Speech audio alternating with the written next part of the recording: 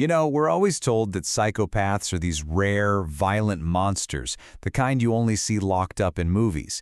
But what if that's just wrong? What if a much more common and much more subtle kind of predator is walking among us, hiding in plain sight? Well, today we're going to decode the core ideas from the book The Psychopath Code to help unmask that predator you just might meet every day. Okay, so first things first, we have to completely reboot our idea of what a psychopath even is. That image of some crazed killer? It's actually a dangerous distraction from a much sneakier reality. You see, the book makes this fantastic point that all the classic research, the stuff that focused on convicted criminals, it completely missed the bigger picture. We're not just looking for monsters behind bars. No, we're talking about subclinical or successful psychopaths. These are people who are absolutely manipulative and have zero empathy, but they're smart enough to keep it clean, avoid violent crime, and live what look like totally normal, even successful lives. So just how common are they, really? The author lands on a pretty conservative estimate, 4%. And this number is key because it's not talking about just anyone with a mean streak. It's focused specifically on the harmful psychopaths, the ones who actually cause real damage in the world. Let that sink in for a second. That's 1 in every 25 people. I mean, think about your office, your friend group, your extended family. This isn't some rare freak occurrence. It's a consistent, predictable feature of our social landscape. So if they aren't just broken or bad people, then what in the world are they? Well, this question takes us right to the book's most central and, frankly, its most radical idea. Okay, instead of looking at psychopathy like it's some kind of mental illness or a defect, the book wants us to see it as an adaptation. It's a highly specialized strategy for operating inside human society.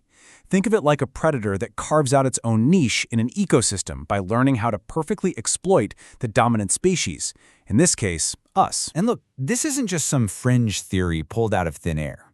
Even the pioneer of psychopathy research, Dr. Robert Hare, the guy who literally wrote the book on it with his psychopathy checklist, he started calling them social predators way back in the 90s.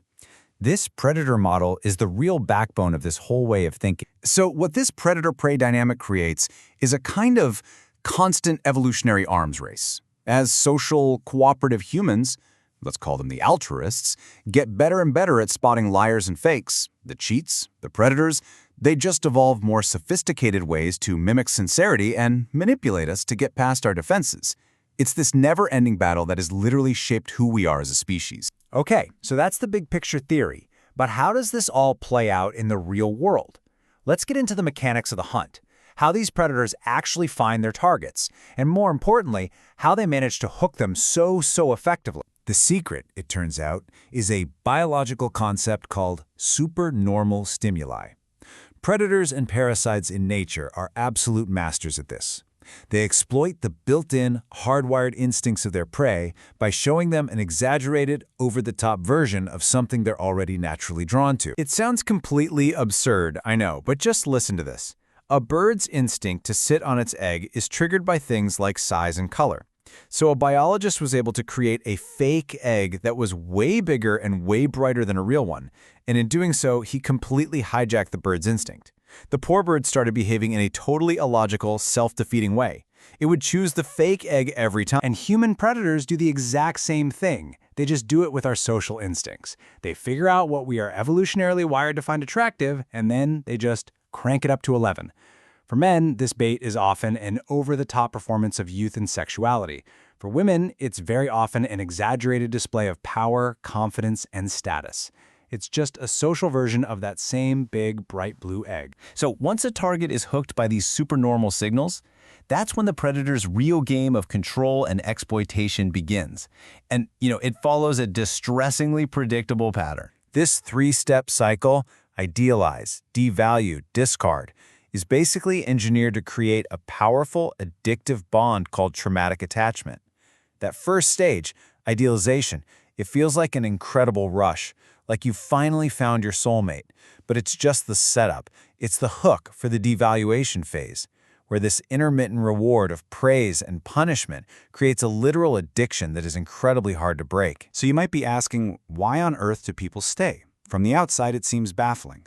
But one really powerful mental trap is something called the sunk costs fallacy. See, we don't value things objectively. We value them based on how much we've invested. So the more a victim pours into fixing the relationship, the more time, emotion, and suffering they invest, the more valuable it starts to feel, making it almost impossible to just walk away. Look, understanding the predator's playbook is the first, absolutely critical step. But just knowing isn't quite enough. The book also gives us the single most powerful key to our own defense. Our greatest defense is our social nature. It's that simple. Isolation is a predator's best friend. It's their primary weapon. They need to get you alone to control your reality.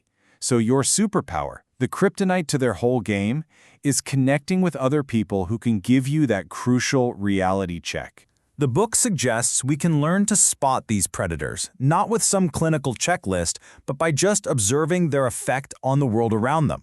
For one, they are agents of chaos. They seem to thrive on drama.